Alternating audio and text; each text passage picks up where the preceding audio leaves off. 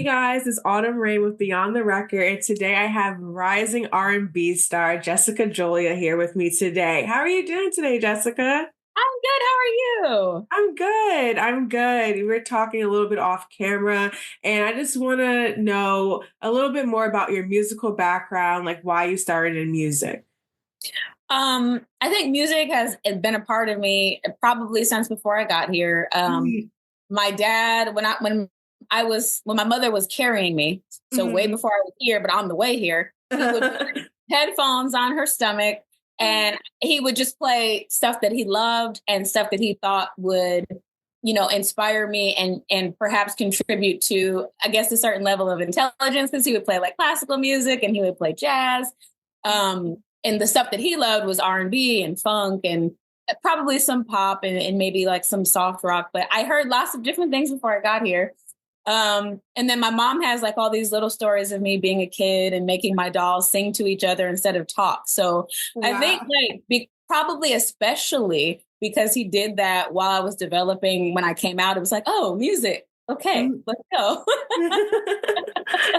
No, that's great. So did you were you ever involved in anything in your like if you went to church or your school and stuff like that, you were involved in different groups? Yeah, so my father has been a minister since I was about like 5 or 6. So I Oh. definitely was like singing in church. I started out in terms of formal training, I started out playing different instruments in grade school. So I started with the alto saxophone. And it's funny because I had a friend who was like this teeny tiny little petite girl. And she's like so sweet. But she went with the tenor saxophone. And I was like, okay, if she can carry that, I can carry that too. So it's like, why are we competing? But in my mind, I felt like I had to. So I was like, no, I need the bigger saxophone. Like I need the big one. And so I played the alto for a year and then I went to tenor and then I stuck with tenor through college.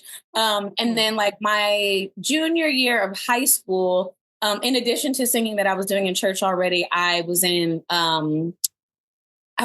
choir, and then there was like a vocal ensemble that I was in as well, and that was a little more advanced, and we competed against other high schools. So that was a different type of singing for me because at home, if I'm not, singing, church music, I'm singing like the stuff that I'm listening to or my parents are listening to, which was always leaning more R&B, funk, jazz type of a thing. Um, Mhm. so yeah, I kind of jumped into a different mode when I was in, the vocal ensemble and the choir because it was like very structured and either Broadway or classical in terms of focus. But it gave me a lot, and so I just continued to build from there and go from there, and eventually. I went I have a few different degrees now, but my first degree program was classical vocal, and I got a scholarship based on a performance that I really would not have even tried to do if it weren't for my choir director in high school. So Wow. it's a very interesting journey because like I've always loved music, but the path that I took is not something that I could have foreseen as I was growing and going because I was really focused on in terms of musicianship, jazz, and orchestra, and then like the singing and choir was kind of for fun, and I was doing it with Mhm. friends who also like to sing, but it turned into a scholarship opportunity. So it is great. Been in different groups and organizations and I'm kind of still doing that now. Oh, that's amazing. I always like to ask that too because I feel like when you grow up in the church, it's just a different type of training that you get. There's just like a different, you always can tell. That's why actually, because I felt it, I can Yeah. just like hear it in your singing too. So like, I was like, I feel like she's a church girl. I can Mhm. definitely hear it. And it's like, definitely, I mean that as a definite compliment as well, because that is, I think, the most amazing training that you can ever get. And you just exceeded that as well, like going from the church, different organizations, all of that. Like, girl, you're amazing. Oh, thank You're you. Yeah, welcome. I appreciate so much having um I guess my beginning experiences and my initial exposure really being grounded in the church because when you're singing at church it's not, you're not singing to impress people, you're singing from your heart, from your soul. Yeah. And and you're giving up your thanks and your praise, and it allows you to go to places that, maybe other genres or if we're not even being specific to genre, just other instances might Mhm. not necessarily call for. So it's nice to be able to, even if it's a pop song that I'm writing or singing, it's nice to be able to say, but let's dig though. Let's make sure we're digging while we're doing Mhm. that.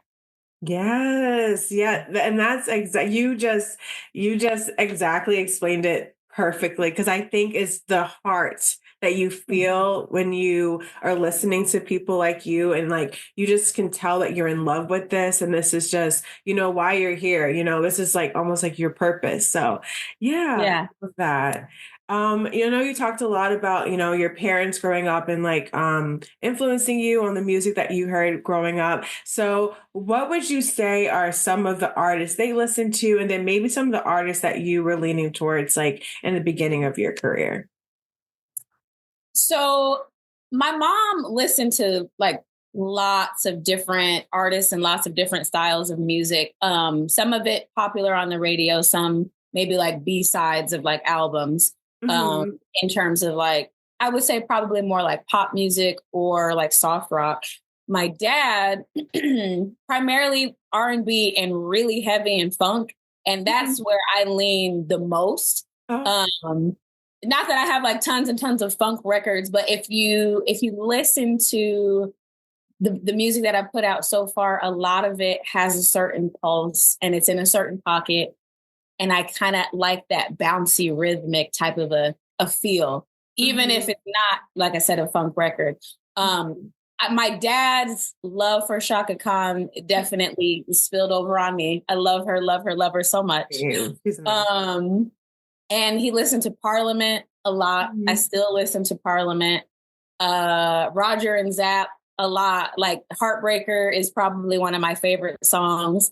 It's the song that like if I wake up and everything is going bad from the moment I wake up, if I play that song, it's like it's a good day though.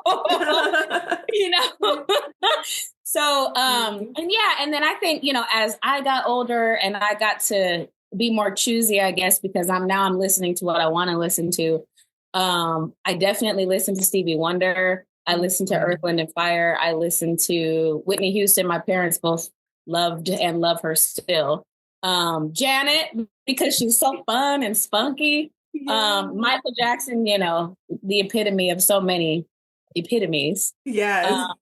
And Prince, for sure, because he was so bold and so different and also so in tune with the industry and humanity and was not afraid to speak on the subject matters that were very important, even if potentially there may have been consequences depending on, what his situation and where he was in terms of his agreements and contracts with labels. But his boldness and just his musicianship and Oh. willingness to be so authentic, love. Yeah.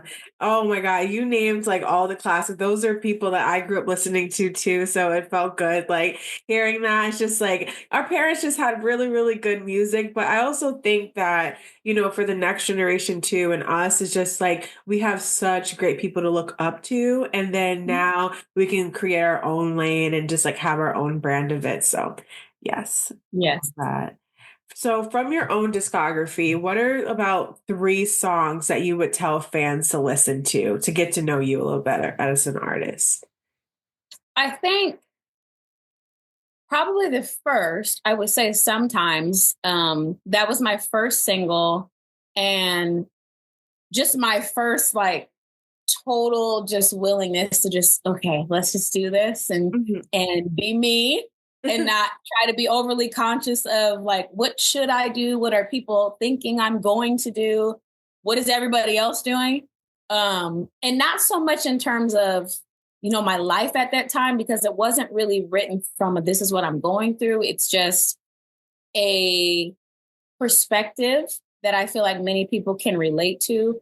And Mhm. it also showcases vulnerability. It showcases the way that I write songs, and features a lot of backgrounds and harmonies, which I think is my favorite thing about Mhm. writing and composing. So I would definitely do that.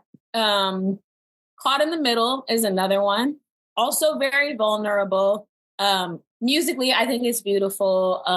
Between the production, which was Yaahn Hunter Jr., and then Keith and Foster played bass, and Joe Archie on string arrangement. Just gorgeous music, and when I heard the music, it just made me think of like my journey growing up as a young musician and aspiring to get better and being able to write a song that's so musical, but yet still, has enough of a relatability and also to an extent, perhaps even a commercial appeal. Mhm. That I think people would enjoy, and especially lyrically speaking, because it's a situation where you're like, that situation is probably bad.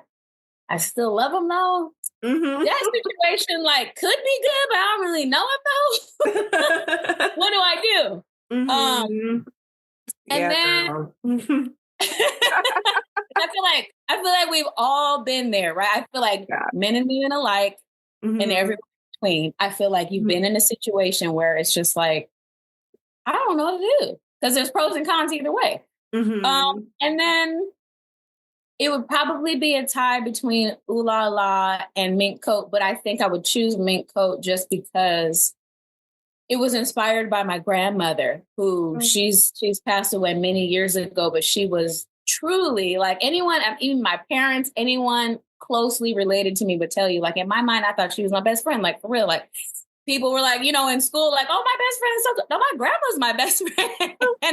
and I spent so much time with her, and she, like, as long as I was alive, she had various health issues that she had to deal with, but she was such a strong person, and she showed a great example of being strong and being compassionate and showing so much love to family in spite of all that she was going through. And she was my Mhm. biggest cheerleader in music. So when I was younger, I was very shy and like, oh, I love to sing, but like at home, like in the mirror, like not in front of people. So she would be like, no, you have a gift. You got to use your gift. And the more you use it and the more that you sing in front of people, the more comfortable you will be. And she was right. And so when I wrote that song, it was the last song that I actually wrote on the EP. And I wanted to, figure out a way to like, do a tribute to my grandmother and pay homage to her, but not something that would make me sad, because there were times in the past that I would try to, okay, let me just write a song and in memory of my grandmother. And I would get so sad. And I'd be like, I don't even think she would want me to do that. I got to think of the good thing. So it's very sassy and spunky. And it's like Yeah. me envisioning like what she was like when she was young before I was even here, but also telling people like, hey, you gotta protect your energy. That's your job, because if you Mhm. don't, you're out here in the midst of all these people that are going to pull and take and twist and turn and grab what they can get out of you. And you got to know and have discernment and know like, these are good people, these are not. This is a good situation, this is not. And all the while, you can jam to it. Yeah. And that's what I think I love about that song too, because it's just so fun, but also gives you those great teachings. And like while we're talking about it, like let's just talk about the song in general. You said like it was about your grandmother, but also the remix that you have Kevin Ross on there, who has gives you kind of like the male perspective. So what was the conversation you speaking with Kevin Ross to get him on the remix? So Yaahn had, and again, Yaahn Hunter Jr., he produced the EP The Life, and Mm. amazing human above everything. He's an amazing Oh. human, but he's super, super talented, and very meticulous about his approach to everything. And so we did the EP, and then I was like, yeah, I think we should pick a song to do a remix to. And then he was like, yeah, I think we could do a really good Mink Coat remix. And I said, okay, cool. And he was like, I know just the guy. But he kind of left it at that. And I knew like a few people who Yaahn had already worked with and kind of works with continuously in terms of production. But I didn't know, who he was going to reach out to initially. And then Mhm. when he told me, I said, okay, cool. Yeah, let me know, what he thinks about it. And he's, at the time was in the process of finishing his own project and preparing for a tour. So I was like, if he even has time, just, I would appreciate it. So when we Mhm. get in a group chat and then Yaahn sends me, his verse like within a few days. And I said, oh, this is amazing. Like and he Wow. said, the truth behind it is Yaahn produced the song some time ago and sent it to Kevin in a Mhm. folder, and he just didn't write to it. He chose some other songs to write to, and so it ended up coming to me. And so when he Mhm. heard it, it was like, I remember that song, and I like this now. Let me do this. See? Isn't that beautiful though? Like hear Yeah. your voice, I was like, oh yeah, now I need to hop on this. Like it's so crazy Yes. how things can happen that way. Oh yeah, yes. This is why I love asking these questions because I love getting like the background information on all of this. Oh yes, I love it. So I'm gonna go backpedal a little bit. So you released the EP, The Life, back in November. So in general, just for like the basis of this project, like what was your inspiration? Like what do you want fans to feel when they hear it? I think that's a great question because it's layered. So, um, I have worked in different capacities in the music industry for 10 plus years. And since I released my very first single, I knew at some point I wanted to release a full project, but it was a matter of timing. Mhm. And I say that because I was always doing so many things. I was Mhm. touring, singing background for this person, this person, this person. I was writing for this person, this person, this person. And when I could squeeze in time, I was writing for me.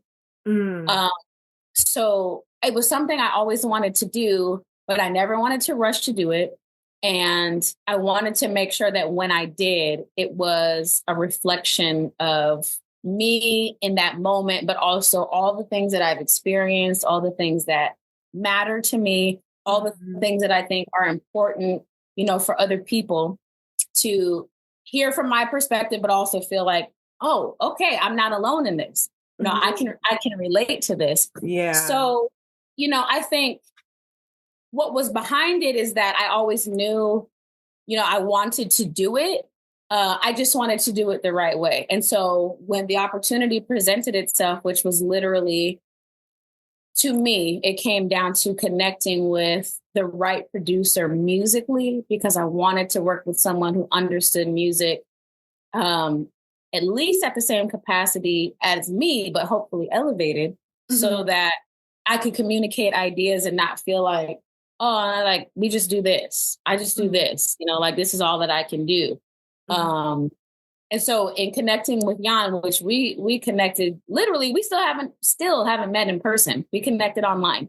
Oh Uh, wow. yes, but Mhm. connecting with him and having an opportunity to listen to his music completely separate from me and knowing like, okay, this is the type of producer I want to work with. And then after doing one song together and seeing the process was so easy and so smooth and we speak the same language, so to speak, Mhm. then it was just like, okay, now it's a go.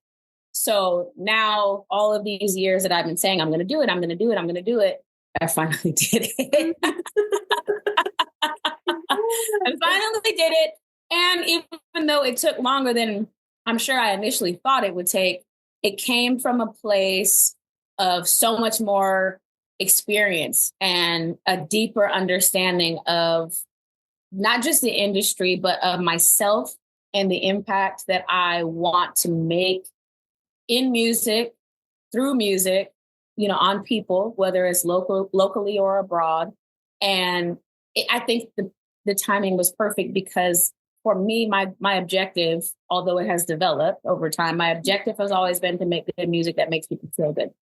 Yeah. And that the people can take something away from and feel like I'm not alone in this, or I feel better because of this, or I have a new perspective because of this.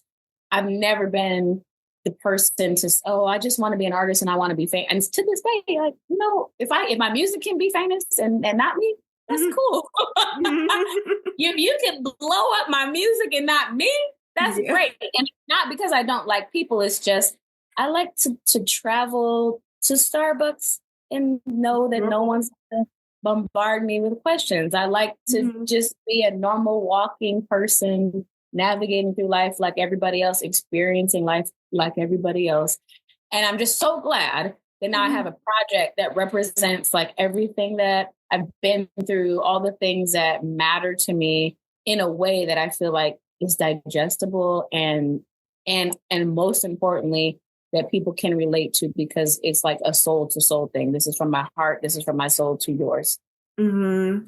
As I'm saying, that's what I can feel too by like listening to this project. It does seem like this was very much like your thing, something that, you've been wanting to do for a long time. We hear all of these different type of success stories too. I'm thinking of like Victoria Monet and like how she was like always songwriting. And then now she has like her moment to like work on her project. And she got so many accolades for her project because, like you're good at one thing, which is great, but you're also good at multiple things. And, you're able to, totally understand like with wanting to not be separate from your work, but rather I personally as a writer, I love when people share my articles, like Mhm. that's great. Like I love that, like share my work. But I think there's just something that you have to like something you have to give when you're like a public figure Mhm. that you still want your privacy, and then you can hear more about my life like for you through your songs, through me, through my articles. Like that's great. Mhm. That's as close as you're going to get to me. Like I want to go to Starbucks and just drink my Yeah. coffee, travel, not be bombarded at the airport. Girl, I totally understand. So, and you want to be, I think that's just like the ultimate compliment. It's just someone just really supporting your work too. So I love this. One of my favorites on this project was Ooh La La, which I love nostalgic, like it was giving like nostalgia, like 90s vibes and stuff. And it's just, I don't know, I just really related to it, I feel. So what was like the thought process of having this as your opening track on the album? So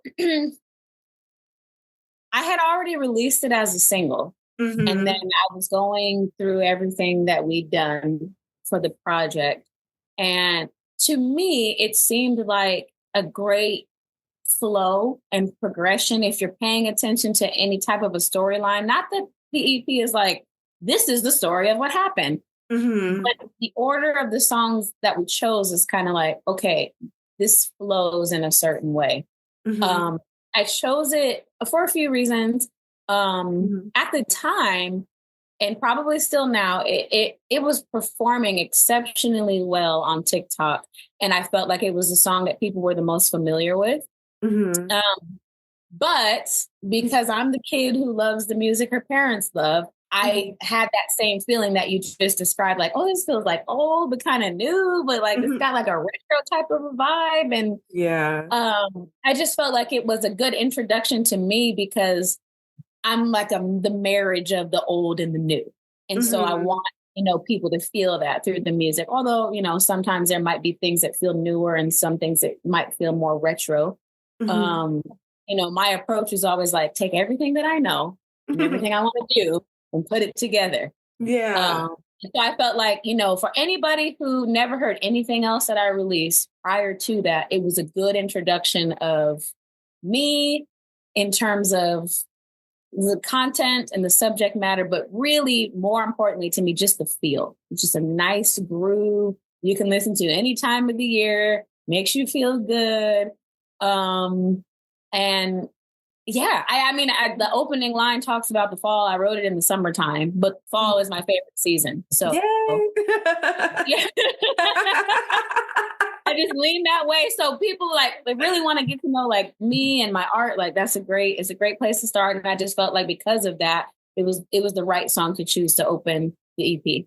Yeah. And I think I did hear it on TikTok actually first. And I love that because I think there's always some like, I don't know why. I mean, I'm not a musical artist, so maybe you could answer this question. But sometimes there's like a misconception of just like putting a popular song on your project versus just like having all like newer songs from a specific project. So do you think that just in general, or maybe you could just like speak to your own music, do you like the fact that you were able to have this song that a lot of fans connected with on your project first, or you just think that it's probably better maybe in the future you'll just have more just songs that are just dedicated to like, that just one project?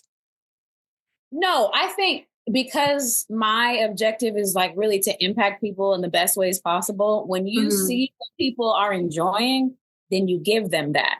Yeah. So it's like, my favorite song, you might listen to and be like, it's all right. But like, I like this one. That's my jam. And Mhm. so like, in my mind, I know what my favorite songs are, but if I'm looking and my objective is like, you want to make people feel good. You want to make people feel like they're not going through life alone, or, you want to uplift people, whatever the case might be, given, the situation in the song.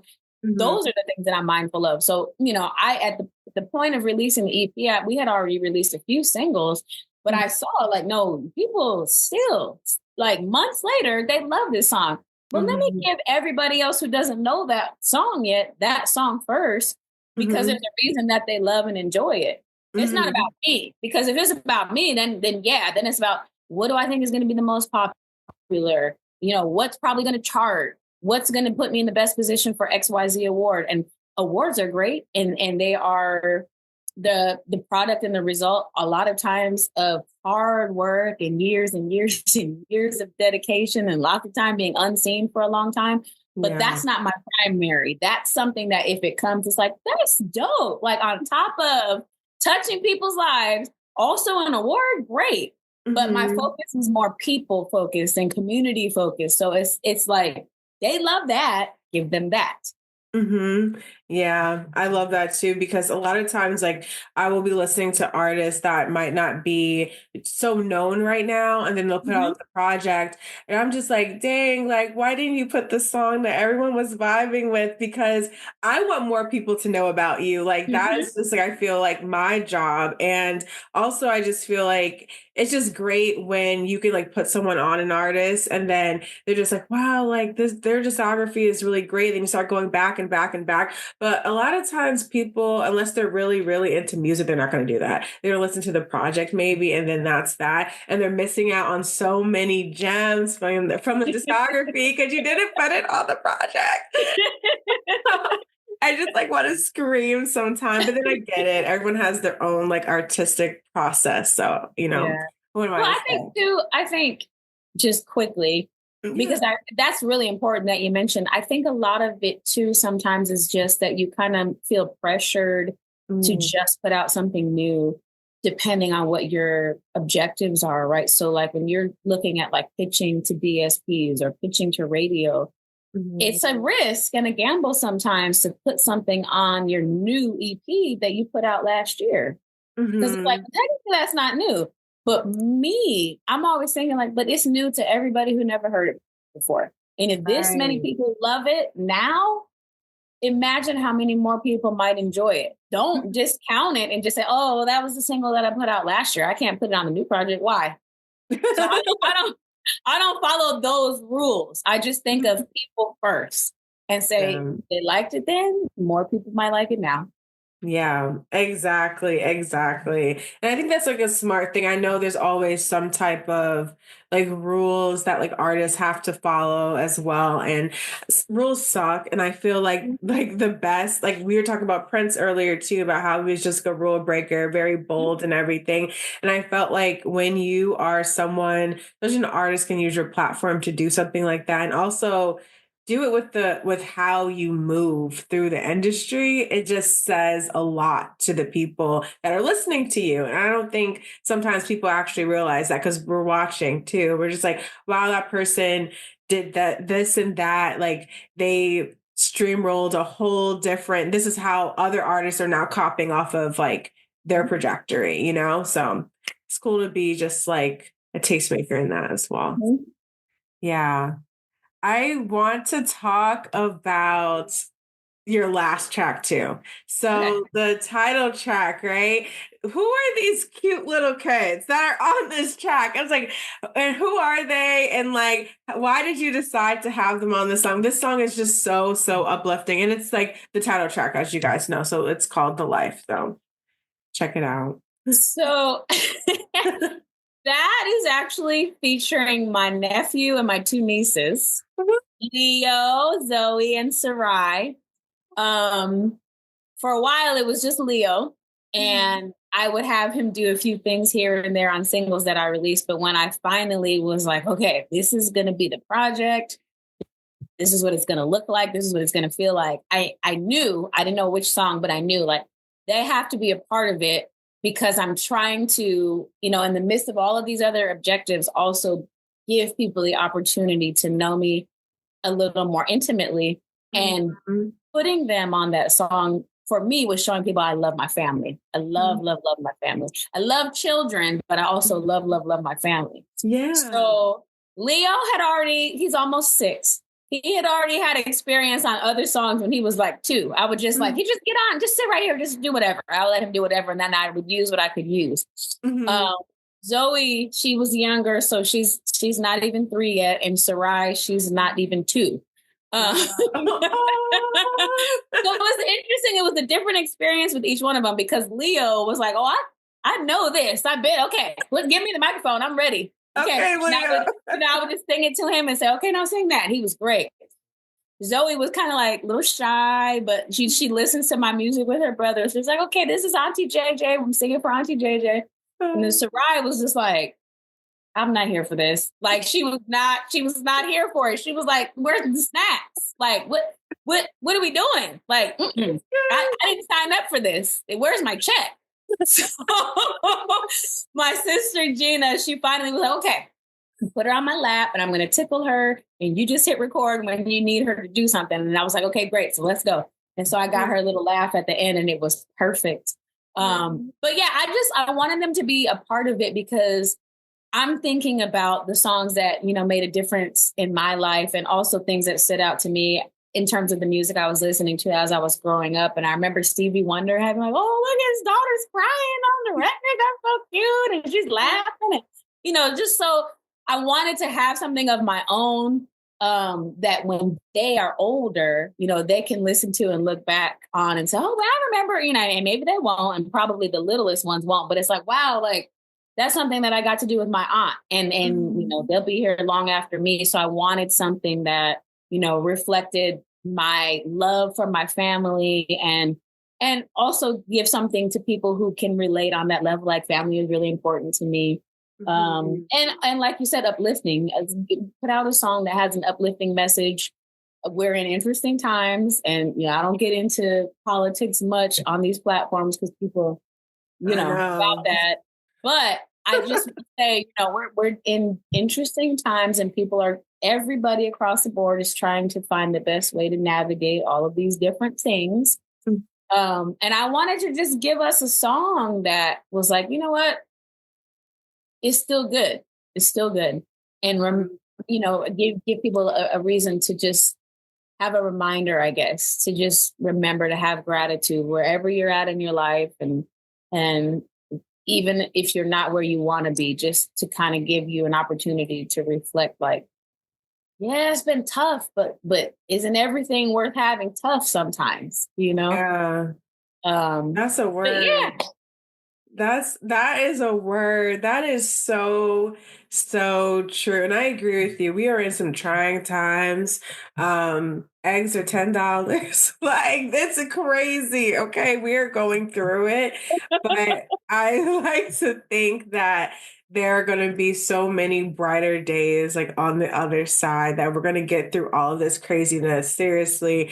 And we're gonna get through it. I think music is definitely a way to help soothe that pain for sure. It's like you can kind of just block everything out for, like 30 minutes or something and just listen to music, especially songs like this that are just so uplifting and make you want to like think about life. I think sometimes it's just like when we work really hard, and it's like, I just need a vacation. I just need some time away from this space in my life right now. And I'm going to get through it. It just might, like you said, might be tough right now, but you're going to get through it. Whew, that is a word. So, lastly, for our interview section, I just want to know, what are some goals that you have for this year? What are some things that fans can look forward to from you? In terms of looking forward to new things, I think probably what's coming up the soonest is a single that I'm featured on. It's called Exist, and the main artist is Nick Tran. So great guy, great talent, out of Sacramento. And I believe that comes out because I'm not controlling the release date, so don't quote me, but I think it's 27th. Okay. I'm also a featured artist on Yahnn's upcoming EP, and then he and I are also working on another EP that will be probably late spring, early summer. Nice. And in the meantime, just enjoy the life and enjoy your life, but enjoy the life. Yes. Absolutely. Where can we follow you? Because I'm definitely, oh wow, I'm sat for that EP with you and Yaahn. I can't wait. You guys work so, so well together. So Thank you. I definitely will be listening to that as well as like the other singles that you're featured on. So where can we follow you to keep up with everything? So my website is just jessicajolia.com. All of my socials are at Jessica Jolia. The only exception is YouTube. I still don't know what's going on with it because no one has my handle, but I can't get my handle. So we're working on it, but it's Jessica Jolia. Everything else is Jessica Jolia. And yeah, and if you want to email me at all, it's info@jessicajolia.com. Yes. So before I let Jessica go, she's going to do a quick rapid fire set of questions to get Oh to no. know her better. Don't worry, they're not evil. They're actually very, very sane. Don't worry. Okay. So what is your zodiac sign? Do I have to tell you, or can I have you guess first? Oh, yeah. Okay. Okay. Ooh, okay. Oh my God. Wow. I'm gonna say Cancer. Yep. Is it? Yep. You're lying. No, Wow. And I swear I good didn't job. know. I swear I was going between Cancer and Taurus for some reason. Hmm. Like that's what got me first. But your personality reminds me so much like of one of my friends, and I'm just like it's Oh. giving Cancer, and I love it. So yes, I'm so good at this. Okay. That's it. You got Yay. Who is an artist that you would love to collab with in the future? it. Miguel. Ooh. Oh, love me some Miguel. Yes, yes. Who is your teen celebrity crush? Teen. Then you're gonna date me. So let's just say my probably like long term forever crush because he's Okay. older than me and it doesn't matter. So it's my zaddy crush, Okay, yes, yes. Morris Chestnut. Any day of the week. Yes. Yeah. Yes, absolutely. I feel like it's mostly like you can't go wrong with Denzel or Morris. Yeah. Like you really can't go wrong. What are five things that you always have in your bag? Girl. Oh Lord. Um, Lipstick, eye drops because I have the worst allergies. Uh, Um, a pen because I don't like using other people's pens. mm-hmm. Um, some amount of cash because my dad is always like, "Oh, you gotta have some kind of cash. Like even That's if my. you only got a little bit, you need to have cash." Mm-hmm. Um, Mm-hmm. last one. Trying to think of something that like people wouldn't think of. Like my credit card and a business card. Okay. Yeah, no, that's solid. That is solid. My dad's the same way with cash. He's always like, Autumn, you need to have some type of cash with you. I don't care where you go, and you need some type of cash. And it's true. It is true. It is very, very Because true. you never know, right? I mean, and I always was like, oh, yeah, everybody, you got your phone now. I don't even really need a wallet. But Yeah. there have been times where it's like, yeah, I need that cash.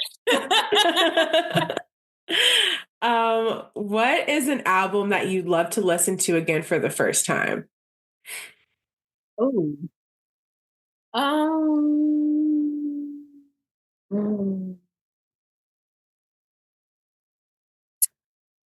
probably songs in the key of life. Stevie Wonder.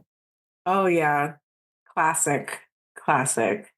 And lastly, if you weren't a singer, you would be blank. So what other career would you have? A doctor for sure. I'm like, Ooh. always vacillated between like, am I going to do music or am I going to do medicine? To this day, I'm obsessed with medicine and science. Like I probably know way more than the average person just because I think Oh, it's fascinating. And I still keep up to date with as much as I can because so much information changes and there's new treatments for so many different types of conditions. And just because I think it's natural to me because it's the same type of, I want to help people. I want to help people, want to help people. So I help people with your music now, but if it wasn't music, like, okay, well, medicine gives you the opportunity to help people. yes, I was just about to say that because I feel like that was one of the themes basically for your whole album, but also just like you in general with music. And I was like, I think she's going to connect this. And then you said it. I was like, oh, perfect. Yes.